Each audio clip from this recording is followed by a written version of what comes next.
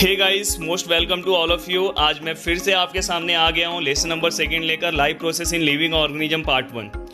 जैसा कि आप यहाँ पे देख रहे होंगे अलग अलग टॉपिक्स, आज हम टॉपिक स्टार्ट करेंगे। फर्स्ट टॉपिक है हमारा living organism and live process. आपको यहाँ पे दिखाई दे रहा होगा कि various organ system are continuously perform their function in human body along with the various system like a digestive, respiratory, circulatory। इसके बारे में मैंने आपको बता दिया था। तो ये जो सिस्टम्स हैं ये इंडिपेंडेंटली वर्क करते हैं। इसका मतलब जैसे कि अभी मैं बोल रहा हूँ पर मेरे बॉडी के अंदर डाइजेशन का प्रोसेस चल रहा होगा। अगर मैं कंटिन्यूस अभी बोल रहा हूँ तो मेरे बॉडी में रेस्पिरेशन का ही प्रोसेस चल रहा होगा, सेम आपके बॉडी में भी। तो ये जो प्रोसेस है, पर ये सब चीज़ों का प्रॉपर कोऑर्डिनेशन में वर्क होना बहुत ही ज़रूरी है। जैसे कि यहाँ पे दिखाई दे रहा है कंप्लीट कोऑर्डिनेशन। जितने भी फंक्शंस हो रहे हैं इनका कंप्लीट कोऑर्डिनेशन में वर्क होना बहुत ही ज़रूरी है। अगर ये प्रॉपर कोऑर्डिनेशन में वर्क नहीं होंगे, प्रॉपर कोऑर्डिनेशन में अगर वर्क नहीं करेंगे तो हमारा बॉडी कैसा नहीं रहेगा, फिट नहीं रहेगा। तो ये प्रॉपर कोऑर्डिनेशन में वर्क करते हैं। तो अभी ये प्रॉपर कोऑर्डिनेशन में अगर ये वर्क करते हैं तो इसके लिए क्या चाहिए होता है, तो इसके लिए सोर्सेस ऑफ एनर्जी चाहिए रहता है। तो कहाँ से मिलता है? Carbohydrate, fats and lipids. यहाँ पे दिखाई दे रहा हो फैट, प्रोटीन, लिपिड्स, ऐसे अलग अलग जो सोर्सेस हैं वहाँ से हमें क्या होता है, ये सब चीज़ें मिलती है। अब ये सब चीज़ें हमें मिलती हैं तो आप सोचोगे कार्बोहाइड्रेट कहाँ से मिलता है, तो आपको पता है, मैंने उस दिन के वीडियो में बताया था। ये फर्स्ट पार्ट है, जस्ट ये इंट्रोडक्शन की तरह रहेगा, आगे हम जाते हैं। देन यहाँ पे आपको दिखाई देगा milk, fruit, jaggery, can, sugar, vegetable, potatoes, ये सब कार्बोहाइड्रेट के पार्ट है। तो ये सब चीज़ों से हमें क्या मिलता है? कार्बोहाइड्रेट मिलता है। क्या मिलता है? कार्बोहाइड्रेट। अब ये कार्बोहाइड्रेट कहाँ, ये सब चीज़ें कहाँ से बन के आती है, तो इसके लिए कौन जिम्मेदार है? तो इसके लिए प्लांट है। यहाँ पे आपको दिखाई दे रहा होगा प्लांट आर ऑटोट्रॉप्स। यहाँ पे दिखाई दे रहा होगा कि plant are autotrophs. Autotrophs means a organism make their own food. ऐसा ऑर्गेनिज्म जो अपना खाना खुद से बनाता होगा उसे हम क्या बोलते हैं? ऑटोट्रॉप्स बोलते हैं। तो क्या करते हैं कि यहाँ पे आपको दिखाई दे रहा होगा they utilise some of the food themselves and whereas remaining is stored in a various part of a plant like fruits, leaves, stem, root, etc। तो ऐसे अलग अलग पार्ट्स में वो क्या करते हैं, डिफरेंट जो जैसे कुछ पार्ट रहेगा वो अपने लिए स्टोर करके रख लेते हैं और बाकी का क्या करते हैं, अलग अलग पार्ट्स में भेज देते हैं और जिसका हम अपने लिए यूज करते हैं। जैसे कि अभी यहाँ पे हम वीट में यूज करते हैं, जैसे यहाँ पे हम शुगर में, शुगर केन पता है आपको, यहाँ पे कैन शुगर दिखाई दे रहा होगा। जैगरी किससे बनता है आपको पता है। तो यहाँ पे फ्रूट्स जो हैं, हम अलग अलग फ्रूट्स का इंटेक करते हैं तो यहाँ पे हमें उससे क्या मिलता है? एनर्जी मिलता है। फिर से यहाँ पे आपको एक चीज़ दिखाई दे रहा है, we get 4 kilo calorie energy per gram of carbohydrate. तो प्लीज़ इस बुक, ये अपने बुक में आप मेंशन कर लेना, क्योंकि आपके पास टेक्स्ट बुक होगा तो प्लीज़ उसको अंडरलाइन कर लेना। ये आपके एग्जाम्स का फिलिंग द ब्लैंक्स है। देन हम नेक्स्ट टॉपिक पे आएंगे। नेक्स्ट टॉपिक आपको दिखाई दे रहा होगा, हाँ, यहाँ पे कुछ क्वेश्चंस हैं कि जो प्लेयर्स हैं, प्लेयर्स को अगर एट अ टाइम अगर आप देखोगे तो प्लेयर्स को कुछ ना कुछ चीज़ों का इंटेक करते रहते हैं और प्लेयर्स का जो डाइट है वो बहुत ही अलग रहता है। अगर आप देखोगे तो जो प्लेयर्स है, अगर आप, मैं क्रिकेट मैच की बात करता हूँ, अगर क्रिकेट मैच में अगर आप देखोगे तो ग्राउंड पे आप देख रहे होंगे कि प्लेयर्स बीच में कुछ ना कुछ इंटेक करते रहेंगे। आपने देखा रहेगा कि ग्लूकोन डी, ये अलग अलग आप एडवर्टाइजमेंट में देखते रहेंगे कि एनर्जी तुरंत आता है। तो ये सब क्या होता है कि हमारे बॉडी में तुरंत एनर्जी लेकर आने का काम करता है। तो इसलिए यहाँ पे जो क्वेश्चंस है, जस्ट मैंने उस क्वेश्चन के ऊपर ज़्यादा कुछ नहीं बोला है, जस्ट आपको उससे रिलेटेड कुछ चीज़ों के बारे में बताया। देन सेकंड क्वेश्चन आपको यहाँ पे दिखाई दे रहा होगा व्हाट इज रेस्पिरेशन। यहाँ पे दिख रहा होगा what is respiration. Then respiration के बारे में मैं आपको आगे बताता हूँ। रेस्पिरेशन जो होता है वो 2 तरह के रेस्पिरेशन होते हैं। एक बॉडी लेवल रेस्पिरेशन होता है, एक बॉडी लेवल रेस्पिरेशन होता है और आपको यहाँ पे बॉडी लेवल रेस्पिरेशन दिखाई देगा। और दूसरा कौन सा होगा आपको पता है, सेलुलर लेवल। तो यहाँ पे दिखाई दे रहा होगा एक सेलुलर रेस्पिरेशन होता है और दूसरा कौन सा होता है, बॉडी रेस्पिरेशन। तो यहाँ पे बॉडी रेस्पिरेशन और सेलुलर जो रेस्पिरेशन होता है वो क्या होता है मैंने आपको एक्सप्लेन किया। ये डायग्राम के बारे में भी मैं आपको एक वीडियो में एक्सप्लेन करके दूंगा, तो प्लीज़ आप यहाँ पे टेंशन मत लेना, डायग्राम भी वहाँ पे आ जाएगा। देन यहाँ पे मैं कुछ चीज़ों के बारे में बता रहा हूँ। यहाँ पे क्वेश्चन है कि how many atoms of CHO are present in each molecule of glucose. तो ग्लूकोज का आपको फॉर्मूला पता होगा, ग्लूकोज का फॉर्मूला C6H12O6। ये हमारा किसका फॉर्मूला है? ग्लूकोज का फॉर्मूला है। तो यहाँ पे आप बता सकते हो कि उसके अंदर कितने मॉलिक्यूल ऑफ C रहते हैं, कार्बन के कितने मॉलिक्यूल होते हैं 6, H के कितने होंगे 12 और O के कितने होंगे 6 होंगे। देन सेकेंड क्वेश्चन आपको दिखाई दे रहा होगा, सेकेंड क्वेश्चन आपको दिख रहा होगा यहाँ पे, क्वेश्चन नंबर 2। जो सेकेंड क्वेश्चन है हमारा वो क्या है, which types of chemical bond are present between all this atom. तो आपको पता होगा कोवैलेंट बॉन्ड, आपको प्रदीप सर पढ़ाएंगे आगे कोवैलेंट बॉन्ड क्या होता है, आयोनिक बॉन्ड क्या होता है। In terms of chemistry what happen actually when molecule is oxidise. अगर मॉलिक्यूल ऑक्सीडाइज होगा तो आपको टर्म्स ऑफ केमिस्ट्री नहीं बता रहा हूँ, आपको इस लेसन के अकॉर्डिंग बता रहा हूँ कि इससे क्या होगा, हमें एनर्जी मिलेगा। क्या होगा, ऑक्सीडेशन होगा और हमें क्या मिलेगा, एनर्जी मिलेगा, जो आपके लेसन। देन यहाँ पे अगर आप देखोगे तो यहाँ पे आपको यहाँ पे दिखाई दे रहा होगा anaerobic respiration and aerobic respiration. Then यहाँ पे आपको ग्लाइकोलिसिस दिखाई दे रहा होगा। मैंने बहुत ही अच्छे से ग्लाइकोलिसिस आपको एक्सप्लेन किया है, अभी आपको वीडियो आएगा। देन यहाँ पे दिखाई दे रहा होगा ग्लाइकोलिसिस, नहीं तो आपको मैं वीडियो दिखा देता हूँ, फिर मैं आपको एक्सप्लेन करता हूँ। तो गाइस मैं आपके सामने आ चुका हूँ और यहाँ पे हमारा जो टॉपिक है living organism and energy production. Living organism मतलब हम एनर्जी प्रोडक्शन, मैंने बताया था कि जैसे अलग अलग सिस्टम्स हमारे बॉडी के अंदर होते हैं, उसके लिए हमें एनर्जी का रिक्वायरमेंट होता है। देन यहाँ पे आपको फर्स्ट टॉपिक यहाँ पे दिखाई दे रहा होगा respiration. Respiration which can be divided into two types. First यहाँ पे आपको दिखाई दे रहा होगा body level respiration and second cellular respiration. And आपके मन में अभी क्वेश्चन आ रहा होगा कि what is body level respiration, what is cellular respiration. तो यहाँ पे मैंने लिखा है बॉडी लेवल रेस्पिरेशन मतलब जस्ट मैं आपको दिखा रहा हूं,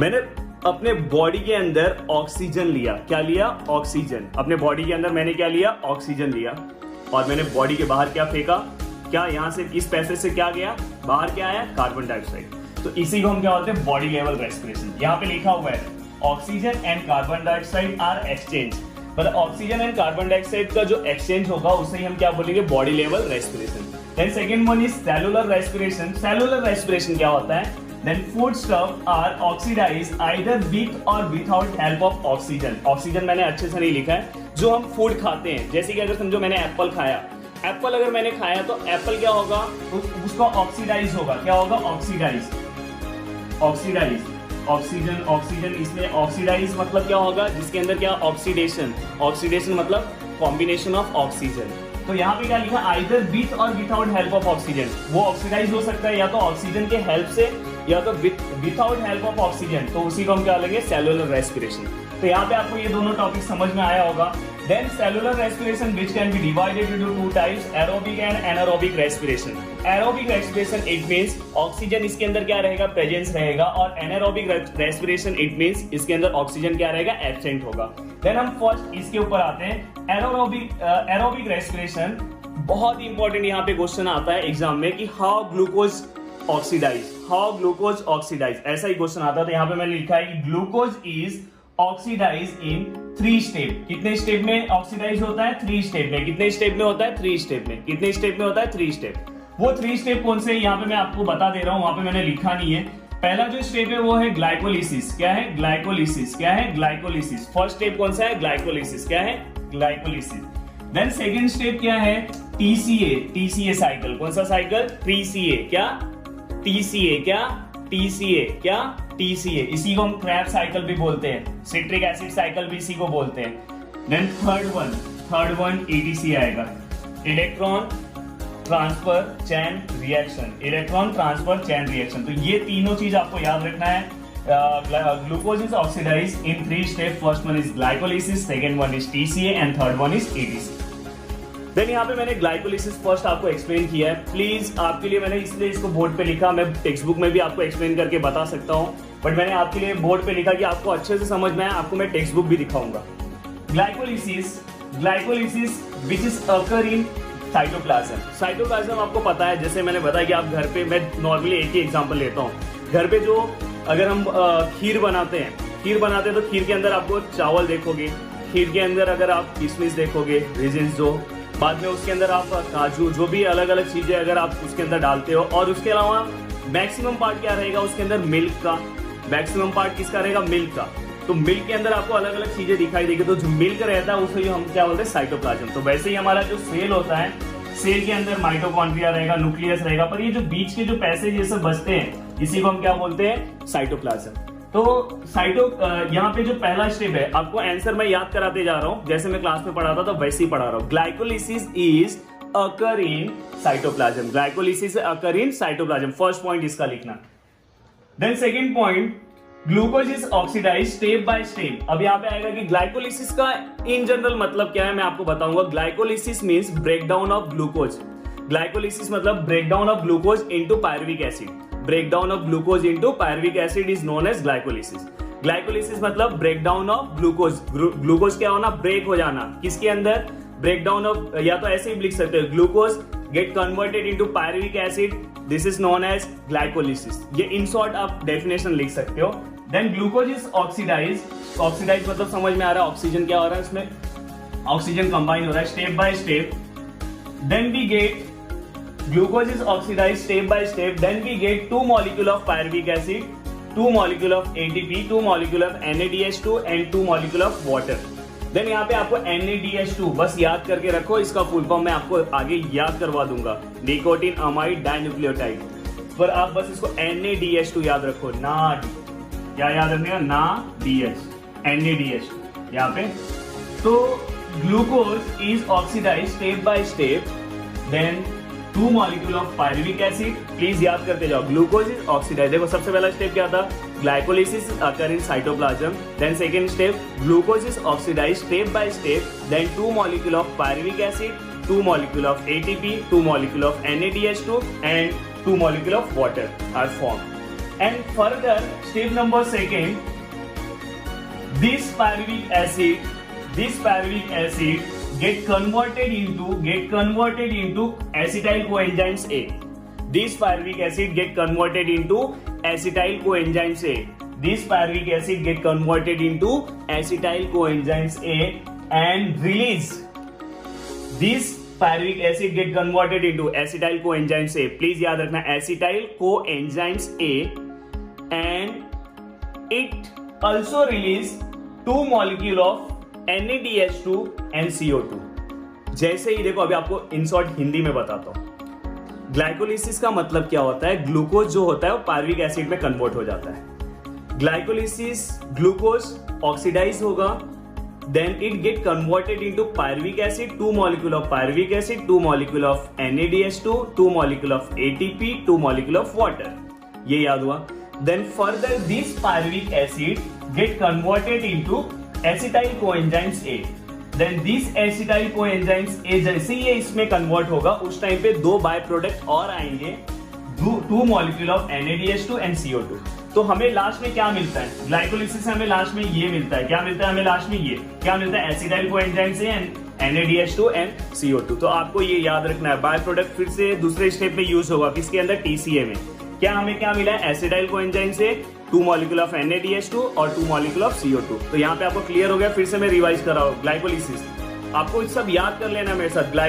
glycolysis means glycolysis occur in cytoplasm, first point हो गया। देन सेकेंड पॉइंट क्या था, in glycolysis glucose get oxidized and it get converted into 2 molecule of pyruvic acid, 2 molecule of ATP and 2 molecule of NADH2 and 2 molecule of water। देखो water और ATP तो आपको याद हो जाएगा, और पायरुविक और ये याद रखो। then further this pyruvic acid get converted into acetyl coenzymes A। किसके अंदर कन्वर्ट होगा, acetyl coenzymes A, and then release 2 molecule of NADH2 and CO2। तो प्लीज आपको ये चारों पॉइंट मैंने याद करा दिया। अब नेक्स्ट पार्ट में आपको बताता हूं कि ये जो ग्लाइकोलिसिस होने के बाद कौन सा साइकिल होगा, TCA। और TCA, अब देखो ये ग्लाइकोलिसिस 12 के बुक में ना बहुत बड़ा इसका पूरा का पूरा पायरुविक का एक पूरा चार्ट है, बहुत सारे पार्ट में ये कन्वर्ट होता है, बट आपके सिलेबस में जितना है उतना ही मैं आपको बता रहा हूँ। 12 के बारे में नहीं बता रहा हूँ, 12 का सिलेबस बहुत बड़ा है, वहां पे आप इसको पूरे ब्रीफ में पढ़ोगे, बट आपके सिलेबस में जितना है उतना ही आपको पढ़ना है। क्वेश्चन आएगा how glucose is oxidise, then आपको इसके बारे में बताना है। देन इसके आगे भी आपको लिखना पड़ेगा। अब देखो यहाँ पे हमें बाय प्रोडक्ट क्या मिला है, एसिटाइल कोएंजाइम से, और बाय प्रोडक्ट क्या मिला, NADH2 और CO2। ठीक है, मैं अब आपको आगे बताता हूँ। गाइस, जैसा कि मैंने आपको बताया कि ग्लाइकोलिसिस, देखो आपको फिर से मैं बता दूं कि जो भी हम खाते हैं, जो भी चीजों का हम इंटेक करते हैं, देन हमें क्या होता है कि लास्ट में ATP के फॉर्म में एनर्जी मिलता है। कौन से फॉर्म में एनर्जी मिलता है, ATP के फॉर्म में। मैं आपको बताऊंगा ATP क्या है, कैसे एनर्जी मिलता है, ये भी आगे आपको टॉपिक है, इसलिए यहाँ पे मैं इसके बारे में ज्यादा कुछ नहीं बता रहा हूँ। मैं आपको बता रहा हूँ कि यहाँ पे ग्लूकोज जो है वो ऑक्सीडाइज कैसे होता है। ग्लूकोज ऑक्सीडाइज हो रहा है मतलब कार्बोहाइड्रेट। ओके, तो पहला स्टेज तो आपको ग्लाइकोलिसिस समझ में आ गया कि glucose get converted into pyruvic acid then by product क्या था वहां पे एसिटाइल कोएंजाइम से, और आपको दिखाई दे रहा होगा NADH2 और दिखाई दे रहा होगा वहां पे शायद से वहां पे CO2 या H2O का बाय प्रोडक्ट था ऊपर। देन आपको यहाँ पे TCA जो साइकिल है, नेक्स्ट साइकिल आपका है TCA साइकिल में सबसे पहला जो आपका बाय प्रोडक्ट ग्लाइकोलिसिस का एसिटाइल कोएंजाइम से था, सबसे मेन बाय प्रोडक्ट वो आपको याद रखना है। कौन सा बाय प्रोडक्ट था? एसिटाइल कोएंजाइम से। कौन सा था? एसिटाइल कोएंजाइम से। एसिटाइल कोएंजाइम से एंटर इनटू द माइटोकॉन्ड्रिया। कहां पे एंटर होगा? माइटोकॉन्ड्रिया पे। Enter into the mitochondria. Then acetyl coenzymes, acetyl part of acetyl coenzymes का acetyl part of acetyl coenzymes is completely oxidised through cyclic process. देखो ये जो TCA होता है ये बहुत बड़ा प्रोसेस है। अगर आप 12 के बुक में देखोगे ना तो कम से कम 2 से 2.5 पेज का बस ये है, और इसका बहुत बड़ा साइक्लिक मैनर में चलता है रिएक्शन। ये साइकिल की तरह रहेगा, यहाँ पे ऐसे अलग अलग बाय प्रोडक्ट निकलेंगे, ऐसे पूरा TCA पर। आपके सिलेबस में बस इतना ही है, जितना आपके सिलेबस में आपको उतना ही याद रखना है। आपको एक यहाँ पे ग्यू रीजन है टेक्स्ट बुक में। ग्यू रीजन आपको क्या है पता है कि Krebs cycle is known as citric acid cycle, शायद ऐसा ही कुछ है आपको, या तो TCA cycle is known as citric acid cycle. तो इसका आंसर क्या आएगा कि क्रेब्स साइकिल का जो फर्स्ट प्रोडक्ट है वो सिट्रिक एसिड होता है, इसलिए हम उसको क्या बोलते हैं? Citric acid cycle. तो ये याद रखना ग्यू रीजन। देन यहाँ पे मैं जो बता रहा हूँ कि एसिटाइल कोएंजाइम से हमें कहां से मिला था? ग्लाइकोलिसिस से। देन वो कहां पे आया? TCA साइकिल में। Then acetyl coenzymes enter into the mitochondria. Then acetyl part of acetyl coenzymes is completely oxidized through the cyclic process. ये याद रखना है। एसिटाइल मतलब पूरा ऑक्सीडाइज नहीं होगा, बस acetyl part of acetyl coenzymes is completely oxidised through the cyclic process. Oxidise मतलब समझ में आ रहा होगा आपको। देन वहां पे बाय प्रोडक्ट क्या क्या आएंगे? CO2, H2O मतलब CO2 कार्बन डाइऑक्साइड, H2O मतलब वाटर, और देखो आपको ये NADH2। यहाँ पे 3 चीजों से तो आप फैमिलियर होंगे, बट यहाँ पे एक और नया प्रोडक्ट दिखाई दे रहा होगा FADH2। कौन सा? जैसे NADH2 होता है वैसे यहाँ पे क्या हो रहा है? FADH2। तो प्लीज ये बाय प्रोडक्ट याद रखो। फिर से अब आपको अगर किसी ने TCA साइकिल पूछा तो आप क्या क्या बताओगे? TCA साइकिल में सबसे पहले क्या बताओगे? एसिटाइल कोएंजाइम से एंटर इनटू द माइटोकॉन्ड्रिया, जैसे आपके बुक में उसी लैंग्वेज में पढ़ा रहा हूं। देन सेकंड पॉइंट क्या आएगा? Acetyl part of acetyl coenzymes A get oxidised through this cyclic process. TCA जो है वो साइक्लिक प्रोसेस है, प्लीज याद रखना। देन बाय प्रोडक्ट क्या क्या रिलीज होता है? CO2, H2O, NADH2 and FADH2। ये जो NADH2 और FADH2 है इसके अंदर ATP का जो मॉलिक्यूल है बहुत ज्यादा रहता है। समझ में आएगी नहीं? ये ATP से रिलेट करते हैं। आप बार बार आ रहा होगा, आपको लग रहा होगा ये सब क्या बता रहे हो। देन नेक्स्ट है आपका थर्ड, अगर देखोगे उसी के अंदर मैंने बताया था कि 3 स्टेप में ग्लूकोज का ऑक्सीडेशन होता है। तो यहाँ पे तीसरा अगर आप देखोगे एनर्जी फॉर्मेशन, तीसरा स्टेप यहाँ से होगा ATC।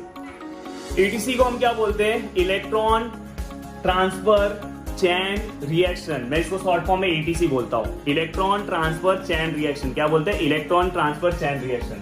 The molecule of NADH2, जो यहां से NADH2 बना, यहां से FADH2 बना, बाद में ग्लाइकोलिसिस में भी NADH2 मिला था हमें, वो सब कहां पे एंटर करेंगे पता है? Molecule of NADH2 FADH2 participate in ETC। ETC के अंदर कौन आता है? जैसे कि TCA के अंदर कौन आया था? एसिटाइल कोएंजाइम से। तो वैसे इसके अंदर कौन आया? तो इसके अंदर जो भी ग्लाइकोलिसिस में हमें NADH2 मिला, यहाँ पे भी हमें NADH2 मिला और FADH2 मिला, सब के सब कहाँ पे आ जाते हैं? ETC में। पूरे के पूरे वहां से जो मिला वो ETC में आ जाता है। तो देखो पहला पॉइंट है, the molecule of NADH2 and FADH2 participate in ETC। ETC मतलब electron transfer chain reaction. Then क्या होगा पता है? अब देखो उसके अंदर पार्टिसिपेट करेंगे इनडायरेक्टली। हमारा मोटो क्या है? हमें एनर्जी चाहिए। अब देखो 1 NADH2 मतलब ईच मॉलिक्यूल ऑफ NADH2 से हमें कितना ATP मिल रहा है? 3 ATP। एग्जाम में फिलिंग द ब्लैंक्स आ सकता है। 1 मॉलिक्यूल ऑफ NADH2 से हमें कितना ATP मिलता है? 3 ATP। प्लीज याद रखना, कंफ्यूज मत होना। और 1 FADH2 से हमें कितना ATP मिल रहा है? 2 ATP। तो आपको अब यहाँ पे समझ में आ गया होगा कि ये एनर्जी दे रहा है, ये ATP ही है, बट इससे क्या हो रहा है? ATP ज्यादा मिल रहा है। क्या मिल रहा है? ज्यादा ATP। ऐसे अगर ATP मिलेगा इसे, अगर ये 1 अगर समझो यहाँ पे 2 रहता तो बताओ कितना आएगा? तो यहाँ पे कितना हो जाता? 6 हो जाता। अगर ये 3 है तो बताओ यहाँ पे कितना आता है, जल्दी से बताओ। आपको मैंने बताया कि 1 से कितना मिल रहा है, 3 मिल रहा है। तो अगर समझो यहाँ पे 3 रहेगा तो यहाँ पे कितना हो जाएगा, 9 ATP हो जाएगा। तो ऐसे आप अलग अलग मॉलिक्यूल ऑफ ATP क्या कर सकते हो, पता लगा सकते हो। तो FADH2 से हमें कितना मिल रहा है, FADH2 से हमें कितना मिल रहा है, 2 मिल रहा है। कितना मिल रहा है, 2 ATP। और इसके साथ क्या होगा, वाटर मॉलिक्यूल भी क्या होगा, रिलीज होगा। तो इनडायरेक्टली पूरे टॉपिक का मैं समरी आपको बता रहा हूँ। हमारा मोटो क्या है, एनर्जी चाहिए। हमारा मोटो क्या है, एनर्जी चाहिए। ग्लाइकोलिसिस से हमें कैसे एनर्जी मिल रहा है, आपको पता है कि वहां से NADH2 कुछ फॉर्म हो रहा है, यहाँ से कुछ NADH2 फॉर्म हो रहा है, और लास्ट में EDC के प्रोसेस में जाके वो NADH2 किस में कन्वर्ट हो जाता है, ATP में, और वही हमें एनर्जी क्या देता है, एनर्जी देने का काम करता है। ऑलरेडी आपके बुक में है, आपके बुक में आप देखोगे, आपको मैं दिखाऊंगा कि ATP को हम क्या बोलते हैं, एनर्जी करेंसी ऑफ सेल बोलते हैं। समझ में आएगी नहीं, एनर्जी करेंसी ऑफ लाइफ भी उसको बोल सकते हैं कि पूरे लाइफ का एनर्जी करेंसी का काम करता है। तो ये तो आपका मैंने एक्सप्लेनेशन वाला पार्ट बता दिया था। अब आपको आगे टेक्स्ट बुक दिखाई देगा और वीडियो भी दिखाई देगा। ओके, आपने वीडियो देखा, आपको दिखाई दिया होगा कि ग्लाइकोलिसिस क्या होगा। तो यहाँ पे आप अपने टेक्स्ट बुक में भी देख लो कि ग्लाइकोलिसिस का मतलब क्या है। ग्लाइकोलिसिस यहाँ पे दिखाई दे रहा होगा, मैंने बताया कि साइटोप्लाज्म में होता है। मैंने यहाँ पे बताया कि उससे ATP, NADH2 and water molecule बनते हैं। देन लास्ट का बाय प्रोडक्ट क्या रहता है, एसिटाइल कोएंजाइम से, देन NADH2 एंड CO2, ये याद रखना। देन दूसरा है TCA साइकिल। TCA साइकिल में मैंने बताया था कि acetyl part of acetyl coenzyme से कंप्लीटली ऑक्सीडाइज होगा साइक्लिक प्रोसेस में। मैं बार बार साइक्लिक प्रोसेस बोल रहा था। और बाय प्रोडक्ट आपको क्या मिलेंगे, बाय प्रोडक्ट CO2, H2 और NADH2 और FADH2। तो ये सब चीज़ों के बारे में आपको पता चल गया होगा। जस्ट मैं आपको बता रहा हूँ कि आपके सिलेबस में मैंने जो पढ़ा है वो सही है कि नहीं। देन आपको यहाँ पे दिखाई देगा 3 molecule of ATP are obtain, 3 molecule of ATP are obtain from each molecule of NADH2। तो यहाँ पे आपको दिख रहा होगा। और 2 molecule of ATP are obtain, इसके नीचे आप देखोगे 2 molecule of ATP are obtain each molecule of FADH2। तो ये भी मैंने बताया था। देन मैंने आपको बताया था कि वाटर मॉलिक्यूल फॉर्म होंगे, तो ये भी आपको पता चल गया। डायग्राम के बारे में, ये जो आपको डायग्राम है, ये डायग्राम के बारे में आपको पता चलेगा। डायग्राम के बारे में जैसे ही एक वीडियो आएगा उसके अंदर आपको पता चलेगा। देन आपको यहाँ पे नीचे भी कुछ दिखाई दे रहा होगा। देन यहाँ पे आपको क्वेश्चन हो गया कि ग्लूकोज जो है कम्प्लीटली ऑक्सीडाइज कैसे होता है, बाय प्रोडक्ट क्या मिलेंगे। आपको यहाँ तक समझ में आ गया। Thank you. आपको वीडियो अच्छा लगा होगा तो प्लीज़ आप वीडियो को लाइक कर दो और नीचे एक प्यारा सा कमेंट्स लिखना। मैंने ऑलरेडी आपको बोला कि अगर आपको कुछ प्रॉब्लम होगा तो उससे रिलेटेड आप क्वेश्चन देख सकते हो। और जितना ज़्यादा हो सके उतना ज़्यादा इस वीडियो को आप शेयर करो। नेक्स्ट, आपने अभी भी हमारे चैनल को सब्सक्राइब नहीं किया तो प्लीज़ गाइस चैनल को सब्सक्राइब करो। And thank you so much.